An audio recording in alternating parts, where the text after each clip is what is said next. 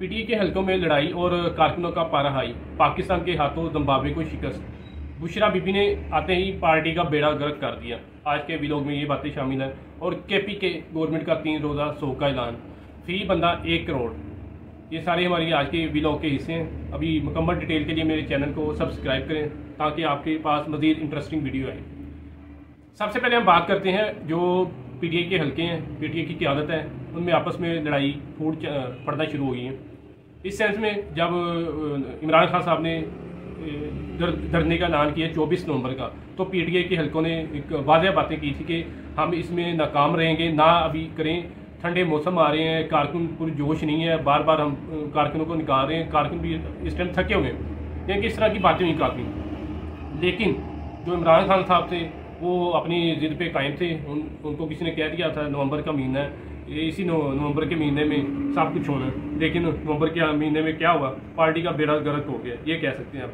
जो कारकुन है उनकी तरफ से ही पारा हाई होता जा रहा है। आपने देखा है कारकुनों ने अली मीन गंडापुर को, उमर अयूब साहब को खींच के रखा था पूरे जुलूस में, कहीं हिलने नहीं दिया, यानी कि उनको अपनी जान के लाले पड़ गए थे कि कारकुन जितने पुरजोश हुए हमें ना कहीं नुकसान पहुँचा दें। और बुशरा बीबी ने जो पार्टी का बेड़ा गर्क कर दिया, इस हवाले से किया है। आपसे पहले भी कहा था कि जब गवर्नमेंट की तरफ से इनको ऐलान किया गया था, मुज़ाकरात हो रहे थे कि आप संजानी में बैठ जाएं, आपको हर तरह की सहूलत देने के लिए तैयार हैं। लेकिन जो बुशरा बीबी है वो मानने के लिए तैयार नहीं थी। जो इनके पीटीए के हलके थे वो मान गए थे कि संजानी में बैठ जाते हैं, जो रेड जोन है उधर नहीं जाते। लेकिन बुशरा बीबी अपनी ज़िद पे कायम थी। अब ये हुआ जब उन्होंने कहा कि बुशरा बीबी ने कहा मैंने डी चौक ही जाना है, फिर रियासत ने भी कहा कि भैया आ जाएं, फिर हम देख लेते हैं। फिर वो पूरी दुनिया ने देखा, फिर ऑपरेशन हुआ, जब इनकी लाइटें बंद कर दी, DSNG अपने यूट्यूबर रिपोर्टर्स को बाहर निकाल दी कि आप जाएं, अब हम जाने, ये कारकुन जाने। उसके जो समझदार कारकुन थे जिनको समझ आ गई थी कि लाइटें बंद होना शुरू हो गई हैं, पूरा शहर अंधेरे में डूब गया, अब कोई ना कोई ऑपरेशन होना है। फिर जारी बात उन्होंने ऑपरेशन किया, अपने जो रेड जोन से उनको खाली कराया। तो जो चार्ज होके आए थे वो अपने आप को फिर भूल गए कि रियासत भी कोई चीज़ है। अच्छा, जो दावा किया जा रहा है RPO रावलपिंडी की जानब से, उनका दावा किया जा रहा है कि हमारे 170 जो मुलाजमीन है, यानी कि पुलिस एहलकार हैं, वो ज़ख्मी हुए हैं, वो गोलियों से ज़ख्मी हुए हैं। कौन सी गोलियाँ हुई हैं, 7mm है, 9mm है, इस हवाले से अभी रिपोर्ट आएगी। लेकिन उनका कहना है कि सारे जो ज़ख्मी हुए ये गोलियों से ज़ख्मी हुए। आपने देखा था जब पूरा शहर इस्लामाबाद को, कैपिटल को अंधेरे में डुबो दिया था, फायरिंग की आवाज़ें आ रही थी। अब जिस तरह ये पुलिस एहलकार ज़ख्मी हुए, इससे यही अखज़ होता है कि पीटीए के कारकुनान के पास असला था। जिस तरह आपको बताया था कि रिपोर्ट आई है कि 200 से 250 लोगों के पास असला है। ये वही वाज़ें हैं जिसकी वजह से 170 ज़ख्मी हुए।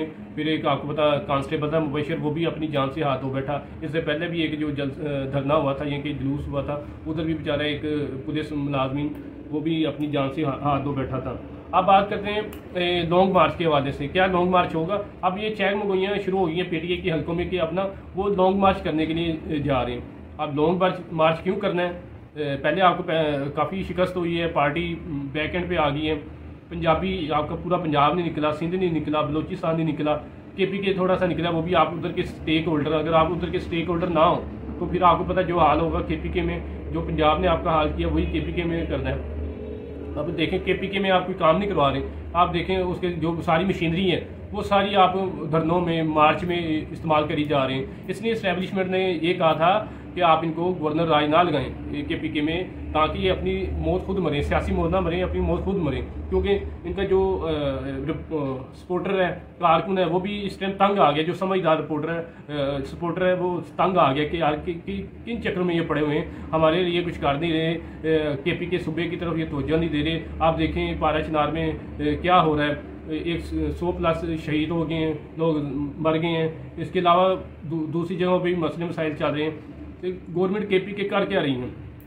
वो सिर्फ और सिर्फ ये कर रही है कि हमने किस टाइम वफाक पे धावा बोलना, बस। इसके अलावा गवर्नमेंट के पास और कोई जवाब नहीं है। और जो उनका मुतहरिक कारकुन है, जो समझ नहीं आती, जिनको नया नया जवान हुआ, वो इन चीज़ों को देख के खुश होता है, तेरी फलां, ये कि जो वल्गर लैंग्वेज वो सुनना पसंद करता है। वही चीज़ें पीटीआई उनको दिखा रही हैं। वो आपको पता किसी की सुनते तो है नहीं, वो ऐसी उनकी परवरिश हुई है कि बंदा उनको कोई कह भी नहीं सकता यार आप इस जो बात कर रहे के मुतालिक सोच लो, कोई शायद इस तरह ना हुआ हो। लेकिन वो आपको पता है उनकी ज़ुबान पे जो आगे बात वो हरफ आखिर है। अब बात करते हैं जो कंटेनर से नमाजी को धक्का मारने की बातें हो रही हैं, ना उसकी फोटेज आई है, ना ही उसकी कोई नमाज जनाजा हुई है। मोहसिन नकवी साहब से भी रिपोर्टर ने सवाल किया था कि कंटेनर से जो नमाजी को धक्का मारा है उसके हवाले से क्या कहते हैं। मोहसिन नकवी साहब ने भी यही कहा था कि अगर है कोई हमें इस तरह का मामला हुआ है तो हमें हमारे इल्म में लाएं। आपको पता हर कारकुन के पास उस टाइम मोबाइल था, यानी कि उन्होंने कोई ऐसी चीज़ मिस नहीं की जो मोबाइल में कैप्चर हो जाए। सिर्फ और सिर्फ नमाजी कंटेनर पे नमाज़ पढ़ा है, साथ पुलिस जो एहलकार है वो खड़ा है, बस धक्का मारने के लिए फोटेज कोई नहीं आई। उन्होंने कहा था अगर आपके पास कोई फोटेज है हमें दें, आगे हम इसकी इंक्वायरी करें, लेकिन फोटेज कोई नहीं वहाँ से आई। अब बात करते हैं केपी की गवर्नमेंट ने 1 करोड़ रुपए का इनाम का ऐलान किया है, यानी कि जो मरे हैं इसमें के धरने में जुलूस में, उनको वज़ीर आला अली अमीन गंडापुर की जानब से 1 करोड़ रुपये देने का ऐलान किया गया है। अब देखते हैं जो सलमान अकरम राजा साहब हैं वो कह रहे हैं 20 लोग मरे हैं, फिर आप शेख वकास के मुताबिक 100 लोग मरे हैं, और लतीफ़ खोसा के मुताबिक 278 लोग मरे हैं। अगर 278 के हिसाब से बात की जाए तो 2 अरब 78 करोड़ रुपये ख़जाने से जाएंगे, यानी कि बहुत बड़ी डकैती होने लगी ख़जाने से। अब उनके पास बजट कम हो गए हैं। अब जारी बात उन्होंने गवर्नमेंट से निकाल के अपनी पार्टी को बजट देना है, वो कहाँ से देना है? उन्होंने ऐसी हरकतें करके, ऐसे प्रोपेगेंडे करके देना है। अगर लतीफ़ खोसा की बात मान लीजिए 278 तो वो 2 अरब 78 करोड़ पे निकल जाने। और केपी के गवर्नमेंट ने 3 रोज़ा सोग का ऐलान किया, जो उनके एहलकार यानी कि कारकुन शहीद हुए उसके सोग में 3 रोज़ा सोग का ऐलान किया गया। जो देखें आप इस्तीफ़े की बात करें, इस्तीफ़ा जो आपको पता है जो कल इनकी मीटिंग हुई है MNA MPS की KPK में, तो जिस तरह बुशरा बीबी ने कमरे में जाके समझ ने छापा मारा है थोड़ी देर के लिए 2-4 मिनट का, तो उसमें आपको पता है बुशरा बीबी की तरफ से काफ़ी वल्गर ज़ुबान इस्तेमाल की गई थी पंजाब के हवाले से। तो आपको पता सलमान अकरम राजा साहब ने इस्तीफ़ा देने का ऐलान किया है, और हामिद रज़ा साहब ने भी कहा कि हम इस्तीफ़ा देते हैं, खान के लिए हमारी जान भी हाजिर है। और अली अमीन गंडापुर की और सुना है बुशरा बीबी की काफ़ी बहस हुई है। उन्होंने कहा कि हम खान के सिपाही हैं और खान की बात सुनेंगे और किसी की बात नहीं सुनेंगे। और सुना है कि पंजाब असम्बली में PTI को बैन करने के लिए ज़ोर तोड़ शुरू हो गया। मेरे ख्याल से PTI को बैन नहीं करना चाहिए, जो शर पसंद नासर हैं इनके, उनको सज़ा देनी चाहिए। और बात करें इस्लामाबाद के हवाले से, इस्लामाबाद ने तमाम अफगानियों का इनखलाफ करने का प्लान बनाया है, लेकिन तमाम अफगानी जो आए रोज़ वफाक पे चढ़ाई कर देते हैं उनका खमियाजा अब तमाम अफगानी लोग भुगतेंगे। उनको 31 दिसंबर से पहले इस्लामाबाद से निकाल दिया जाएगा।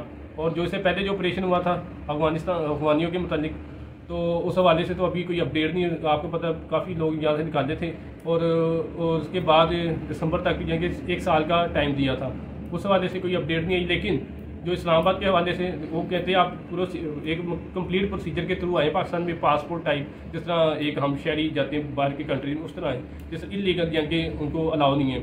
आए रोज़ इस्लामाबाद में चढ़ाई कर देते हैं। इसका जो उन्होंने तोड़ निकाला है वो उन्होंने यही निकाला कि अफगानियों को अपना डिपोर्ट कर दिया जाए अफगानिस्तान में। और बात करते हैं वज़ीर आला अली अमीन गंडापुर की वजारत के हवाले से, जिस तरह का चल रहा है अली अमीन गंडापुर और बुशरा बीबी का आपस में क्लैश चल रहा है, इधर से ये लग रहा है कि अली अमीन गंडापुर साहब अपने वजारत आला से हाथ धो बैठेंगे। लेकिन आपको पता अली अमीन गंडापुर दोनों साइडों पर खेलना जानते हैं, वो उनका इस्टेब्लिशमेंट के साथ भी अच्छा बर्ताव है और पार्टी के साथ भी, यानी कि दोनों को नाराज़ नहीं करते।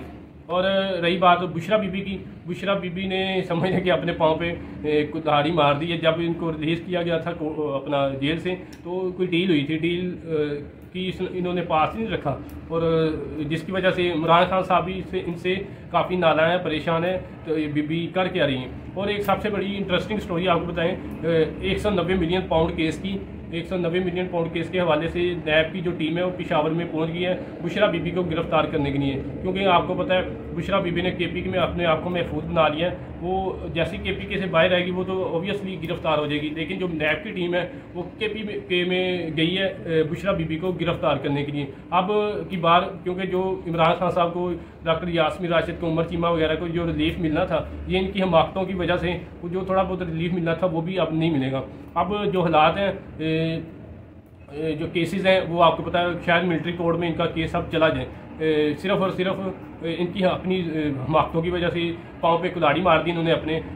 शायद अंदर का कोई रास्ता खुल जाना था, इन्होंने आज कल परसों साल बाद 1.5 साल बाद रिलीज़ हो जाना था, लेकिन जो इन्होंने कर दिया है तो अब काफ़ी जो चहम गोइयाँ हो रही हैं कि अब इनके चांसेस बहुत कम है। लेकिन सियासत में हरफ आखिर कोई भी नहीं होता। अभी सियासत कुछ है, रात के टाइम कुछ है, सुबह कुछ है। इस हवाले से बात करें तो फिर हरफ आखिर कुछ नहीं। लेकिन जो इस टाइम ग्राउंड रियलिटी है वो उन्होंने पाँव पे कुल्हाड़ी मार दी है, इमरान खान की जान को मुसीबत डाल दी है। और जो उनके दूसरे कारकुन थे जिन्होंने रिलीज़ होना था उनको भी इन्होंने अपनी मुसीबत में डाल दिया। अब देखते हैं पीटीआई अपना लाएअमल क्या बनाती है, बुशरा बीबी को साइड पे करती है। हालांकि जो खबरें आ रही हैं वो बुशरा बीबी को सियासत से दूर कर दिया है, लेकिन बुशरा बीबी आपको पता बुशरा बीबी है और फराह गोगी की आपको पता अच्छी खासी सहेली है। अब देखते हैं कि पार्टी का जो लाएअमल वो भारी पड़ता है या बुशरा बीबी की जो इंस्ट्रक्शन है वो भारी पड़ती। आइंदा के ये चीज़ें आइंदा के दिनों में देखी जाएगी कि कौन किसका पलड़ा भारी है। मेरे मज़ीद जो वीडियोज़ हैं, इंटरेस्टिंग वीडियोज़ है, हालात हाज़रा है पीटीआई के, क्योंकि आजकल जो टाइम पीरियड ही चल रहा है वो पीटीआई के चल रहा है, इसलिए पीटीआई पे ज़्यादा टॉपिक आ रहे हैं। तो मज़ीद वीडियोज़ के लिए मेरे चैनल को सब्सक्राइब करें ताकि आपके पास इंटरेस्टिंग वीडियोज़ आएँ। अल्लाह हाफिज़।